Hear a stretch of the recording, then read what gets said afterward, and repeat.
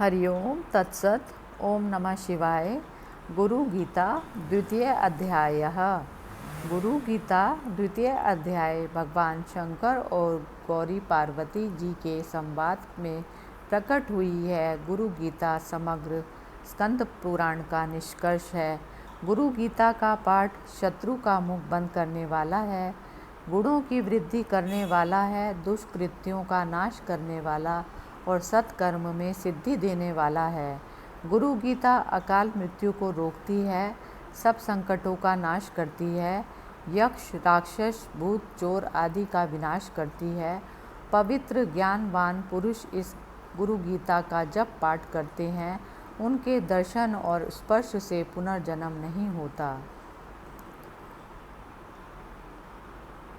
जो ब्रह्मा स्वरूप है, परम सुख देने वाले हैं, जो केवल ज्ञान स्वरूप हैं, सुख दुख शीत उष्ण आदि द्वंद्वों से रहित हैं, आकाश के समान सूक्ष्म और सर्वव्यापक हैं। तत्वमसि वह तू ही है, वह दूर नहीं है, बहुत पास है, पास से भी ज़्यादा पास है, तेरा होना ही वही है। आदि महावाक्यों के लक्ष्य अर्थ हैं। एक है, नित्य है, मल रहित है, अचल है, सर्व बुद्धियों के साक्षी है, भावना से परे है, सत्व रज और तम तीनों गुणों से रहित है। ऐसे सतगुरुदेव को मैं नमस्कार करता हूँ। श्री गुरुदेव के द्वारा उपदिष्ट मार्ग से मन की शुद्धि करनी चाहिए। जो कुछ भी अनित्य वस्तु अपनी इंद्रियों की विषय हो जाएं, उनका खंडन करना चाहिए।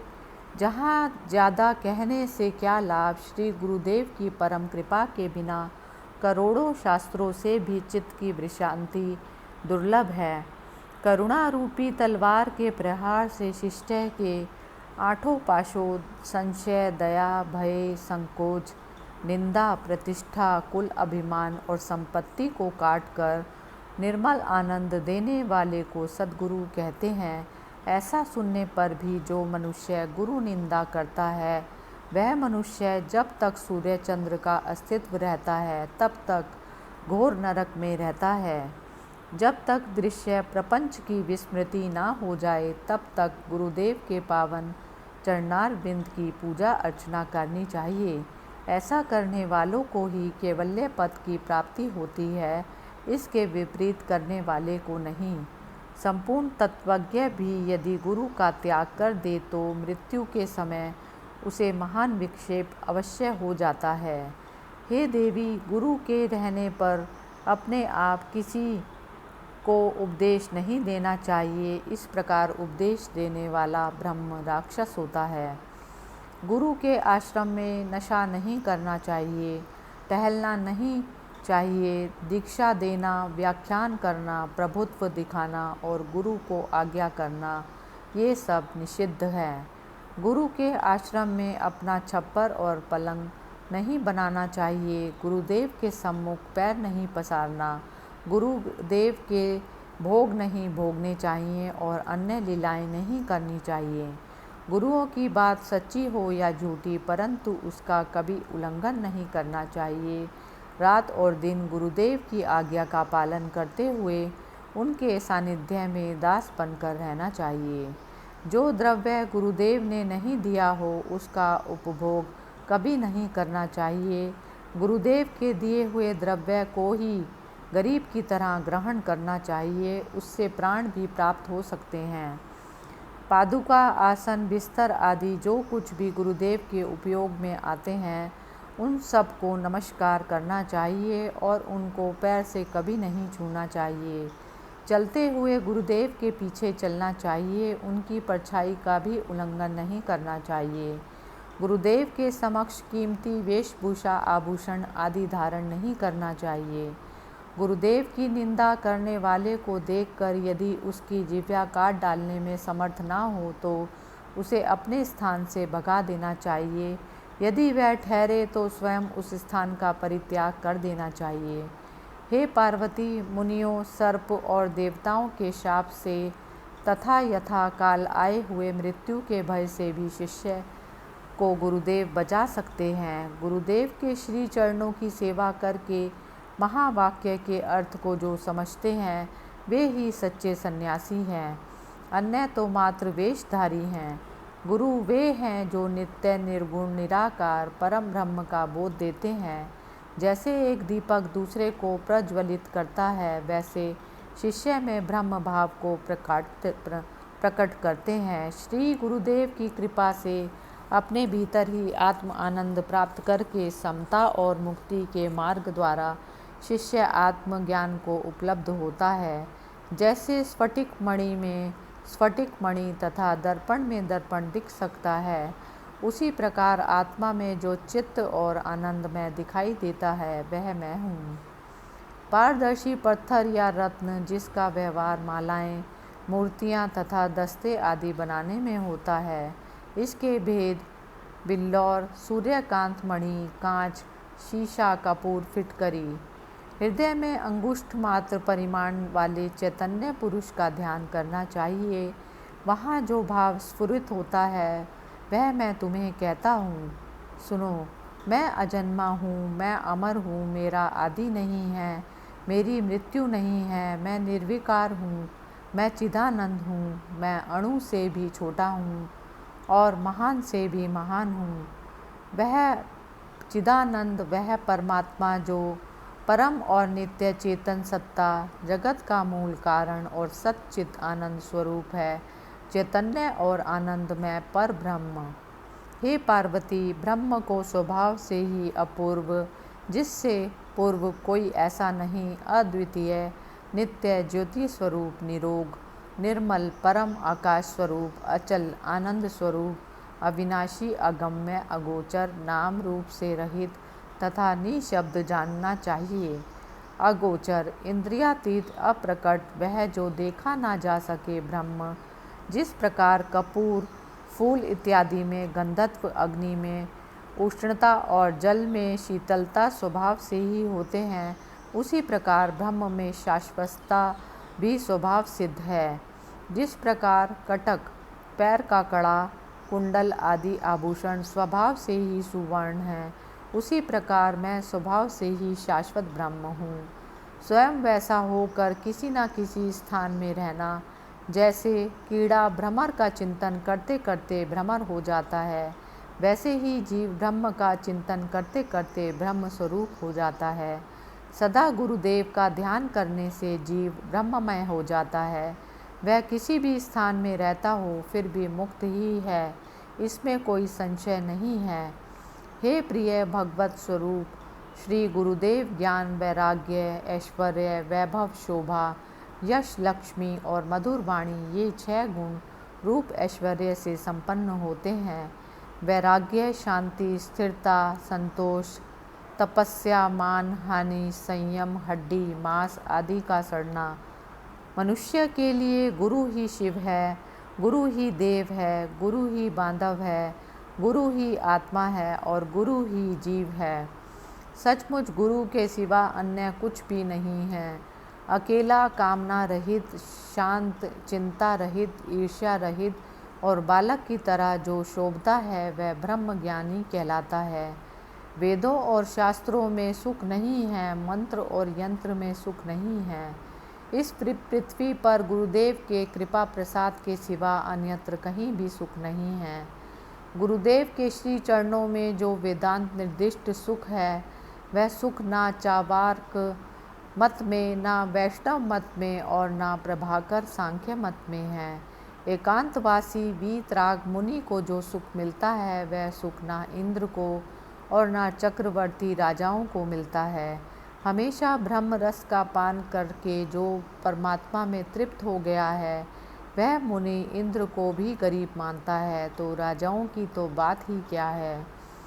मोक्ष की आकांक्षा करने वाले को गुरु भक्ति खूब करनी चाहिए, क्योंकि गुरुदेव के द्वारा ही परम मोक्ष की प्राप्ति होती है। गुरुदेव के वाक्य की सहायता से जिसने ऐसा निश्चय कर लिया है कि मैं एक और अद्वितीय हूँ, और उसी अभ्यास में जो रत है, उसके लिए अन्य वनवास का सेवन आवश्यक नहीं है, क्योंकि अभ्यास से ही एक क्षण में समाधि लग जाती है और उसी क्षण इस जन्म तक के सब पाप नष्ट हो जाते हैं। गुरुदेव ही सत्ववाणी होकर विष्णु रूप से जगत का पालन करते हैं, रजोगुणी होकर ब्रह्मा रूप से जगत का सर्जन करते हैं और तमोगुणी होकर शंकर रूप से जगत का संहार करते हैं।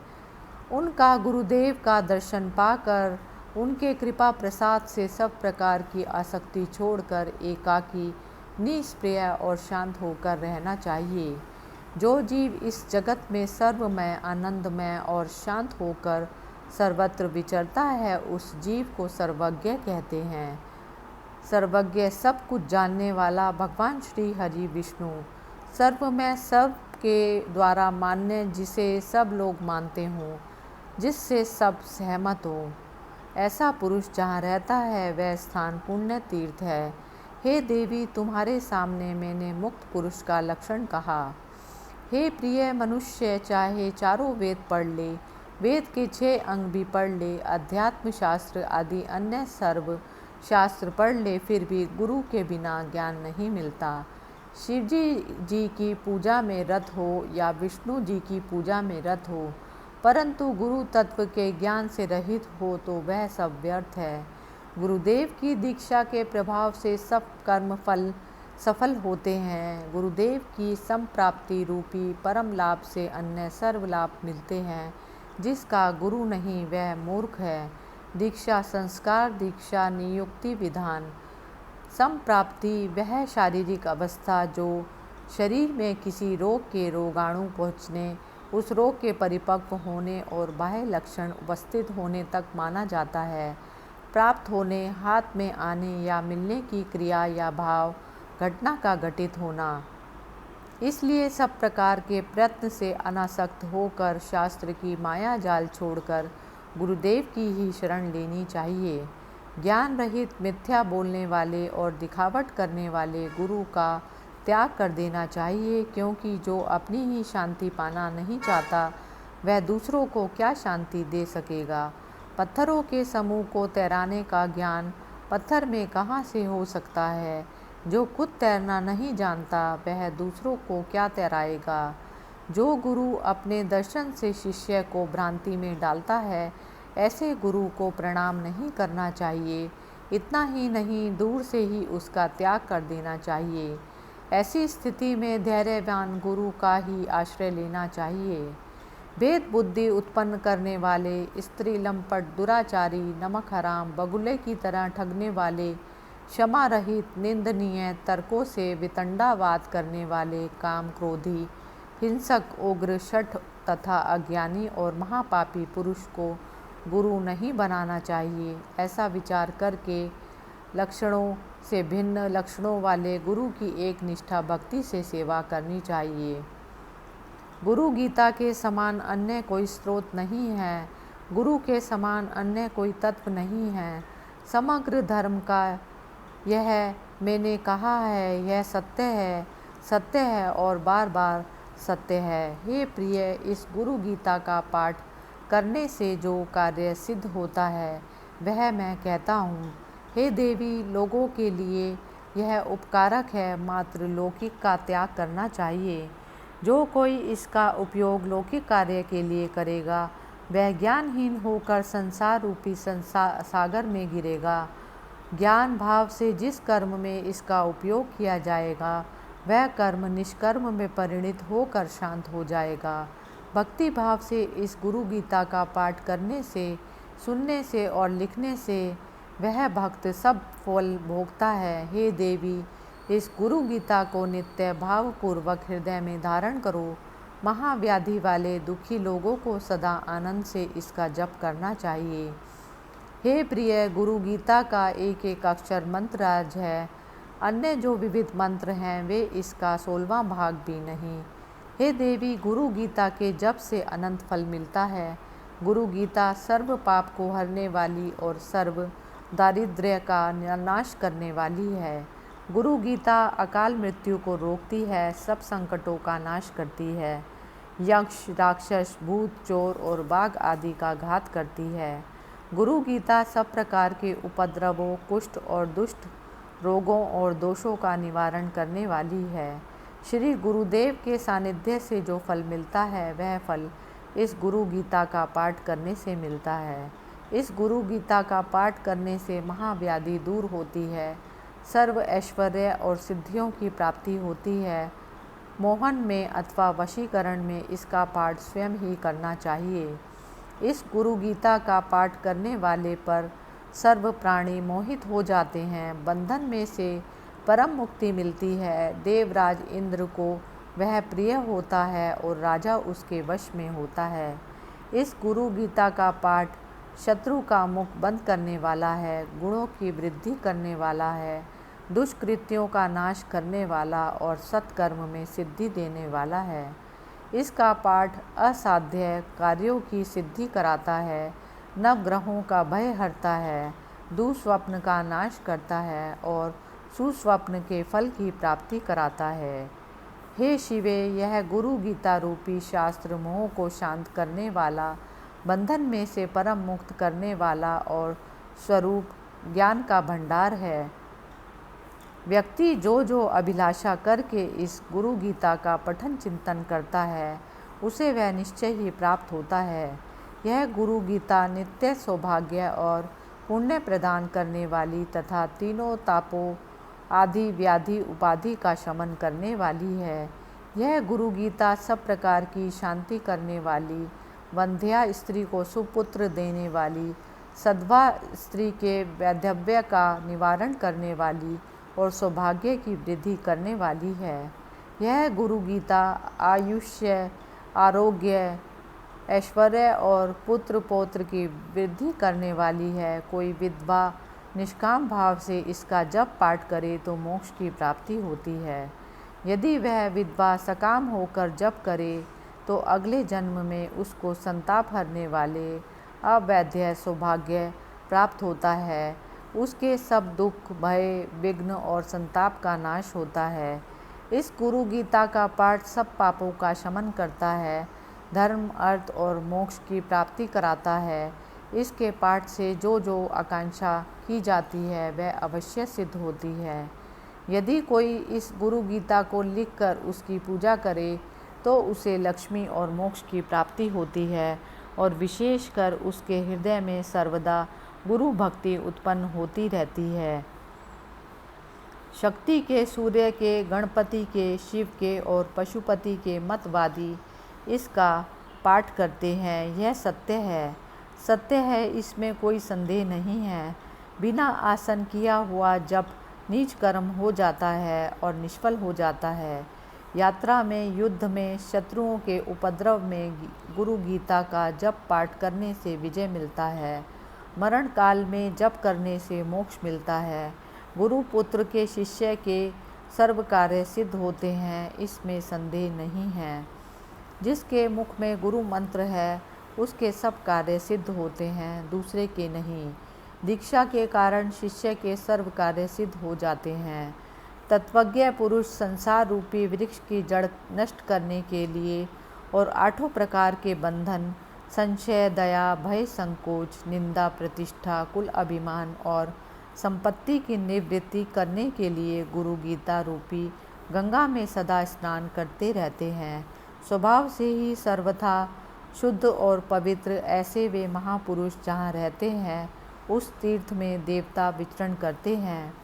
आसन पर बैठे हुए या लेटे हुए, खड़े रहते या चलते हुए, हाथी या घोड़े पर सवार, जागृत अवस्था में या सुषुप्त अवस्था में जो पवित्र ज्ञानवान पुरुष इस गुरु गीता का जप पाठ करते हैं उनके दर्शन और स्पर्श से पुनर्जन्म नहीं होता। हे देवी, कुश और दुर्वा के आसन पर सफ़ेद कंबल बिछाकर उसके ऊपर बैठकर एकाग्र मन से इसका जप करना चाहिए। सामान्यतया सफ़ेद आसन उचित है, परंतु वशीकरण में लाल आसन आवश्यक है। हे प्रिय, शांति प्राप्ति के लिए या वशीकरण में नित्य पद्मासन में बैठकर जप करना चाहिए। कपड़े के आसन पर बैठकर जप करने से दारिद्र्य आता है, पत्थर के आसन पर रोग, भूमि पर बैठकर जप करने से दुख आता है और लकड़ी के आसन पर किए हुए जप निष्फल होते हैं। काले मृग चर्म और दर्भासन पर बैठकर जप करने से ज्ञान सिद्धि होती है। व्याघ्र चर्म पर जप करने से मुक्ति होती है, परंतु कंबल के आसन पर सर्व सिद्धि होती है। अग्नि कोण की तरफ मुख करके जप पाठ करने से आकर्षण, व्यय कोण की तरफ शत्रुओं का नाश, नैऋत्य कोण की तरफ दर्शन और ईशान कोण की तरफ मुख करके जप पाठ करने से ज्ञान की प्राप्ति होती है। पूर्व उत्तर, उत्तर पूर्व, पश्चिम उत्तर पश्चिम, दक्षिण दक्षिण पश्चिम, दक्षिण पूर्व, उद्मुख, शांति जाप्ये, वश्ये, पूर्वमुख तथा याम्य तु मारणम प्रोक्तम पश्चिमे च धनागमा। उत्तर दिशा की ओर मुख करके पाठ करने से शांति, पूर्व दिशा की ओर वशीकरण, दक्षिण दिशा की ओर मारण सिद्ध होता है तथा पश्चिम दिशा की ओर मुख करके जप पाठ करने से धन की प्राप्ति होती है। दूसरा अध्याय समाप्त। हरिओम तत्सत।